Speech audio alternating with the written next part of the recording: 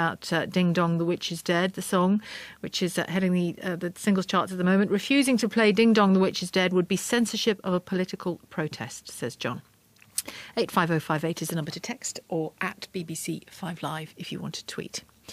Now, Paris Brown is a name we've become familiar with over the last few days, Britain's first youth crime commissioner. She stepped down from her role following criticism about tweets that she posted long before she took on the position. Let's remind ourselves of the story so far. She's just turned 17 and not even old enough to vote. But days ago, Paris Brown celebrated her appointment as the country's first youth police commissioner. I want to get the sort of relationships between police and young people back that they used to have, where you'd say hello to your local bobby or PCSO. 3 days after she was appointed Youth Police and Crime Commissioner for Kent, Paris Brown's suitability for the role has been questioned after it was discovered she'd posted inappropriate comments on Twitter. I'm either really fun, friendly and inclusive when I'm drunk, or I'm an antisocial, racist, sexist, embarrassing. Often it's the latter. I'm not homophobic, I'm not racist, I don't condone drug taking.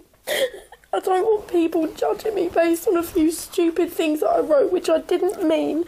Let's speak to Anne Barnes, Police and Crime Commissioner for Kent, responsible for appointing Paris. We went through a perfectly normal recruitment process. We had her vetted by the force. Nobody normally looks through anybody's Twitter feed. Perhaps that's a lesson for the future here, because we are living in a different world now. Britain's first Youth Crime Commissioner has stood down after a storm of criticism that followed the publication of a series of controversial tweets. I've made the decision to decline the offer of the position of Kent Youth Police and Crime Commissioner. I have made comments on social networking sites which have offended many people, and I am really truly sorry for any offence that has been caused. Well, as well as apologising again for any offence caused, the 17-year-old also issued a warning to other young people, urging them not to make the same mistakes. I strongly reiterate that I'm not a racist and I'm not homophobic. I have fallen into the trap of behaving with bravado on social networking sites. I hope that this stands as a learning experience for many other young people. Well, let's talk to Simon Bracewell, chair of the Recruitment Society in the North, as it's called. He oversees the processing of thousands of applications for graduates, interns and apprentices. Good afternoon, Simon. Good afternoon. It's tough to hear a child so young, because she's still a child at 17, isn't she? This term young person can be misleading, can't it? Yeah, absolutely. I think what we need to consider here is that the tweets that we're talking about, most of them were when she was 14, which in everybody's eyes is most definitely a child. And just putting Paris's story to one side, in a sense, and looking at the kinds of things that lots of people do, not just children, not just teenagers, lots of people do on social networking sites. Is it fair to say that everyone, bar the super careful, super cautious, super disciplined, are vulnerable here? Yeah, I think that's safe to say. I think everybody needs to be cautious of their online presence. I think your online presence can have a very positive effect on both your personal and your professional life, but you very much do have to monitor what that presence is. I treat I'm only on Twitter, I'm not on Facebook. I treat it as though... I checked you out. Did you check me out? How am I doing? Yeah, OK. I treat it as though I'm on air, essentially. I mean, clearly there's more time for frivolous stuff than there is on air, because I'm talking about the daily news, but essentially I don't say anything on Twitter that I wouldn't say on the radio. That's my rule of thumb.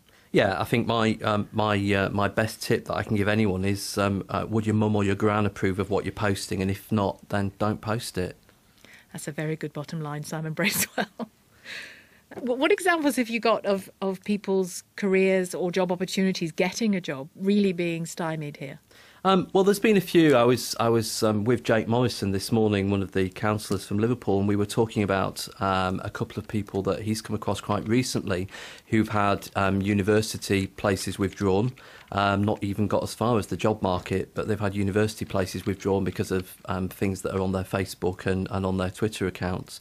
There was also the story not that long ago of the young couple that every day on their way to work drove down a hill with a large puddle at the bottom that had a group of kids at the side of it, and the kids egged them on every day to drive through the puddle and wet them. Well, one day they decided to do this and video it, and they did video it and posted it on YouTube, and the police came knocking on her door. And she then didn't get the job that she was in the middle of applying for. And that was because they had essentially declared their own crime.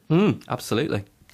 It's interesting, isn't it? And if you think back to Westminster, because Parliament's been reconvened, the number of times the Bullingdon Club, for example, is brought up as an attempt to criticise people like David Cameron and Boris Johnson, what have you.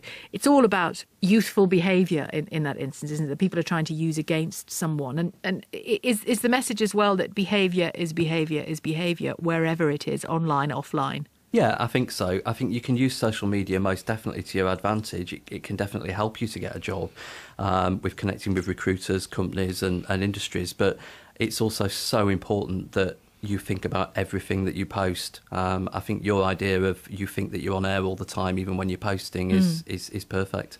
Well, and it's essentially why I use Twitter, to connect with an audience in the same way. Yeah, absolutely. I think one of the big things that we're pushing out through the Recruitment Society is we're going to be providing a lot of information out to schools and careers advisors very shortly via our website on tips to help young people not fall into those pitfalls. I think we need to be educating people at a much younger age about what those pitfalls could be. Yeah, I saw a really interesting example over the weekend, actually. Kirsty Allsop, the TV presenter, who I happen to follow on Twitter, she was basically saying to a follower of hers who'd been abusive on Twitter to her, if you don't want action taken, don't tell me where you work. I'm sure your employer will be keen to know the kind of language you use in a public space like this. And then he tweeted back and apologised straight away. But it's an interesting illustration of, how much information about you is out there.